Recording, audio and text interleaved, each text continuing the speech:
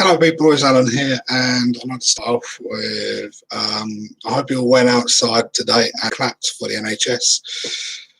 I know I did, and a lot of people watching this did as well. Our NHS is under extreme pressure at the moment to try and save people's lives from this horrible Chinese virus that's going about. At the moment in the UK, there's 103,093 confirmed cases of coronavirus with 87,446 active cases, and I've just seen the recovery number just pop up on this particular COVID tracker 19, and it's saying we've only got 1,918, which I don't think is correct. I think there's more than that, way more than that. I know there's way more than that. I think our government is trying to cover something up.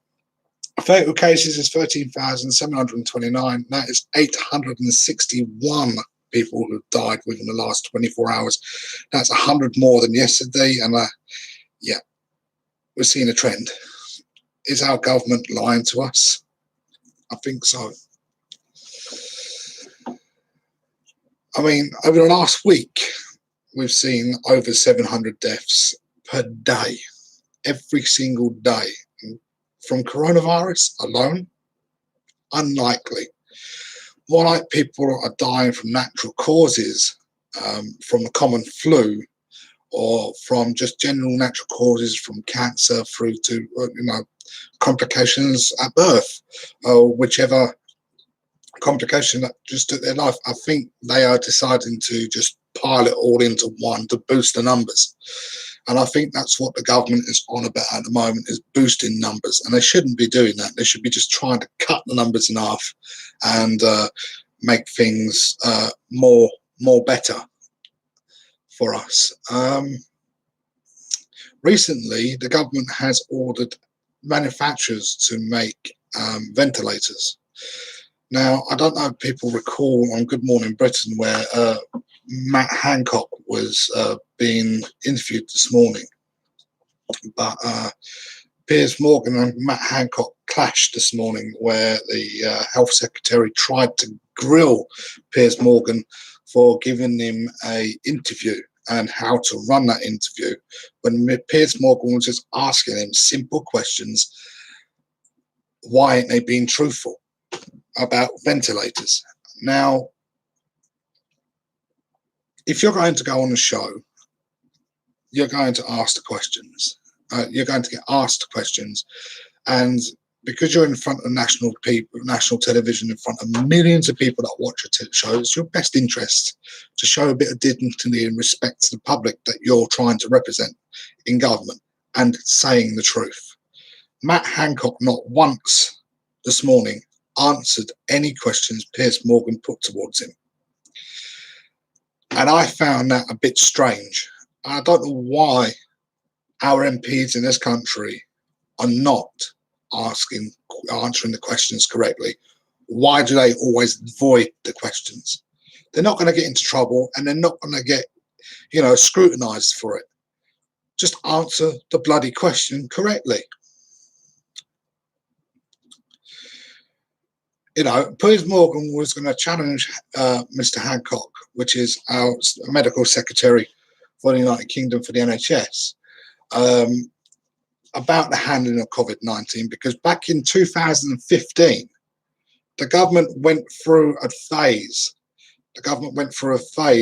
Where they trained so hard to say that we're the best prepared for a pandemic in this world. We've got the best resources, the best stockpile of PPE, and the pandemic hit.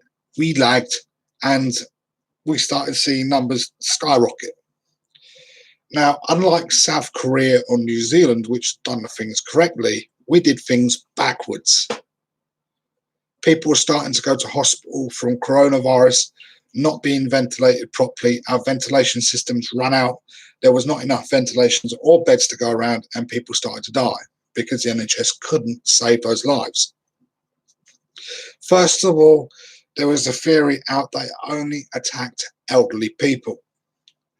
And then a week later, we actually saw it wasn't attacking people, elderly people. It was attacking everybody through any age range, no matter what your condition, whether you're healthy or very, very poorly. It was attacking everybody. Now, myself, I was ill a good couple of weeks ago, and I mean a good couple of weeks ago. And I woke up in the middle of the night and I could not breathe.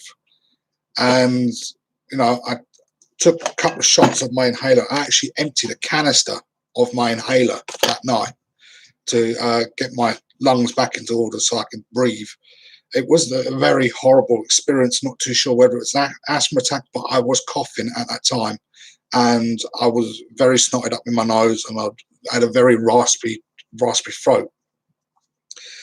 And I'm not too sure whether I have coronavirus or not, but when I went for a test, the test showed negative, but it showed also that I had something in the past that was on the lines coronavirus, but it was never confirmed. In my mind, I think I've had coronavirus and I've recovered from it. I fought through it, and I'm still here today. And I praise the Lord that I'm still here today, because that's the person that's been looking after me. And I know I don't say that I believe in the Lord, but he is there and he will look after you if he needs to. But is our government lying to us? That's the question that I'm going to put towards you, because as recently we've seen, Boris Johnson has had coronavirus just after he implemented a lockdown in this country. He contracted the coronavirus because he was going around hospitals shaking infected people's hands and then subsequently spreading the virus himself. Now, if you're a prime minister of this country and you're telling everybody not to go out or do socializing activities or whatever, but then you're going out and doing it yourself, you're putting false hope into people. And that's not right. Because these MPs will tell the country things what they want to hear, but yet again, they're off doing it wherever they want. Why should they do it? Recently, they've ordered thousands of ventilators to be built by manufacturers. And these ventilators come with a time limit on. So as soon as they get switched on, they last for maybe several hours, and they switch off again and they become useless. What's the point in making ventilators if you're going to kill people off anyway? The ventilators are there to save people. They're not there to be switched off, because that's not down to the government to say, oh, this person's dying, he's really, really bad, let's switch off the ventilator. That's down to the family. And it's down to the next of kin to say whether they should switch off the ventilators or not. If the family turn around and say, no, do not switch off that ventilator, or the patient turns around and says, I want to be resuscitated, then they should not be switching them off. If the person's wearing an armband saying, do not resuscitate, or signs a letter saying, I don't want to be resuscitated, then the hospital has a right to say, well, okay, this person doesn't want to be resuscitated, let's turn the machine off. Okay? That's what should be happening, but that's not what we're seeing happen. Over the last few days, we've seen high numbers of deaths, and I mean really high numbers of deaths, and it's mind-boggling. How can a virus this bad be taking lives?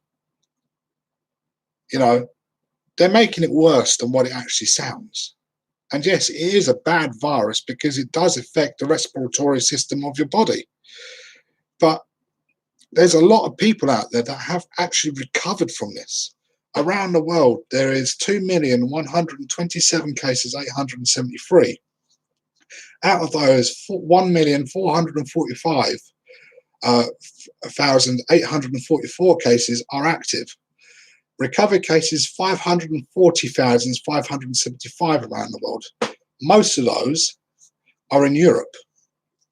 We're included in that. And the government still ain't doing things right because they're still not supplying the proper PPE to hospitals that need it.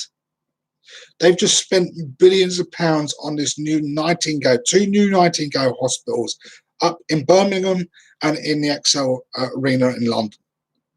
They're not even being used. So what's the point in spending money on hospitals if you're not going to use them? You've got all that equipment standing by, all those beds, thousands of beds, and they're not being used. But yet again, our hospitals are stuffed to the brim. People lining up in the hallways, coughing, dying without the proper care that they need. This government is not doing anything right.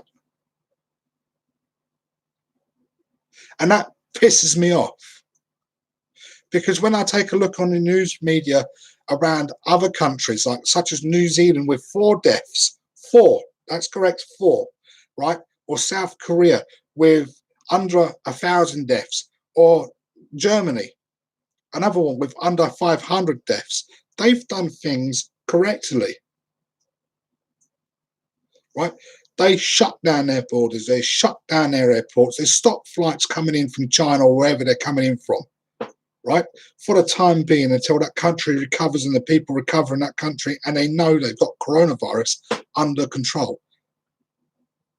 But this country ain't doing it. Our airports are still open. Our borders are still open. The longer you keep the borders open, the longer you keep the airports open, and the flights keep on coming in from international destinations, which are high risk and actually have higher numbers of coronavirus than what we do, you're just trying to outnumber or outweigh or cancel out the effect on what we're trying to do in trying to bring those numbers down. Yes, we're at the peak of coronavirus. Hopefully over this week, we should see the large number dip. I know on some coronavirus track pages like Google says that we're actually coming down from the last week. On the 15th of April, there was only 4,603, whatever that was. But it still doesn't make it clear.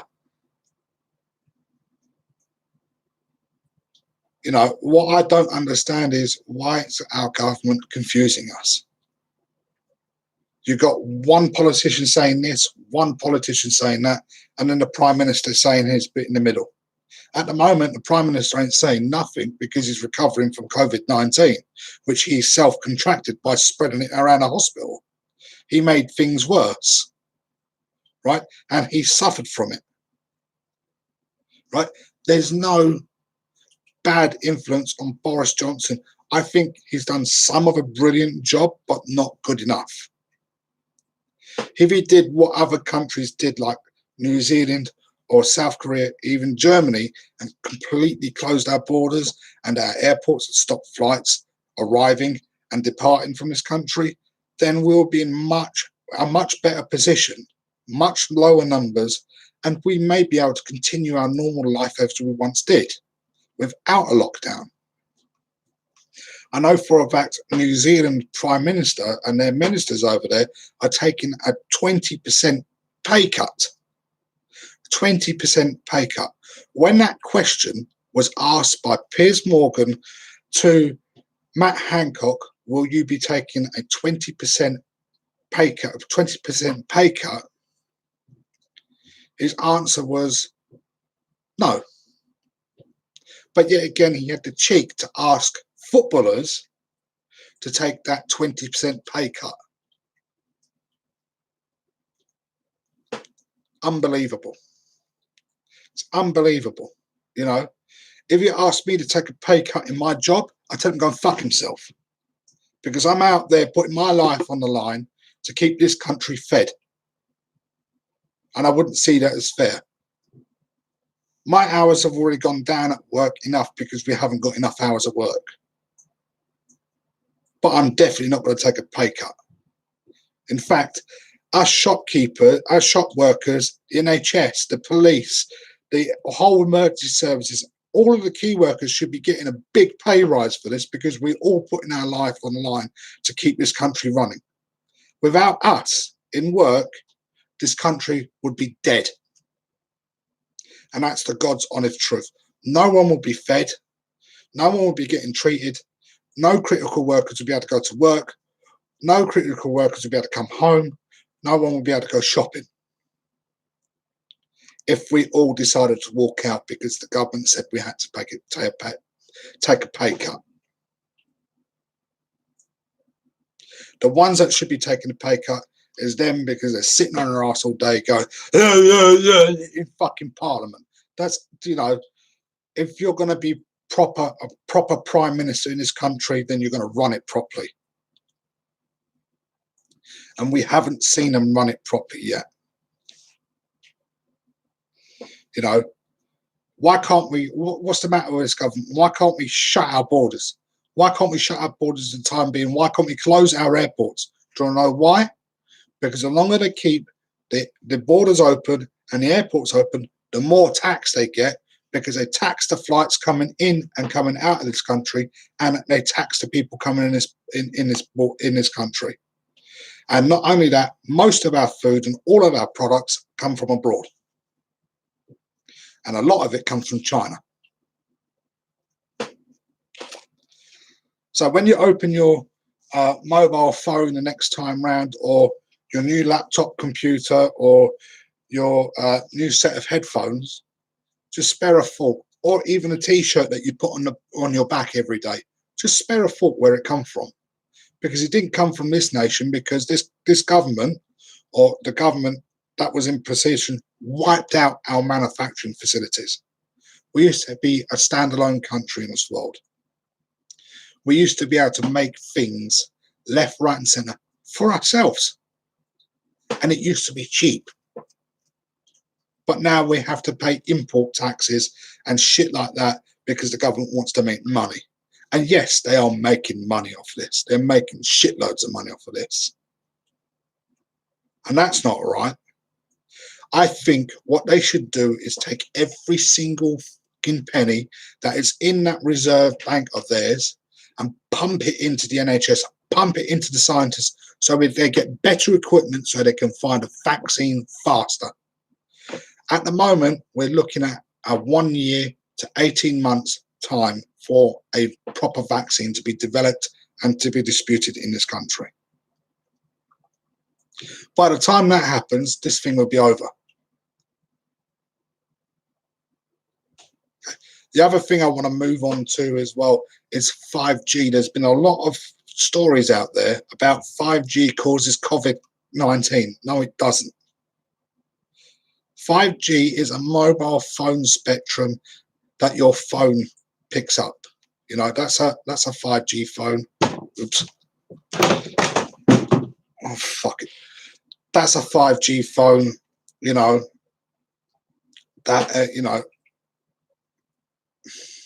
that's a 5G phone that picks up 5G signals. We're surrounded by 5G.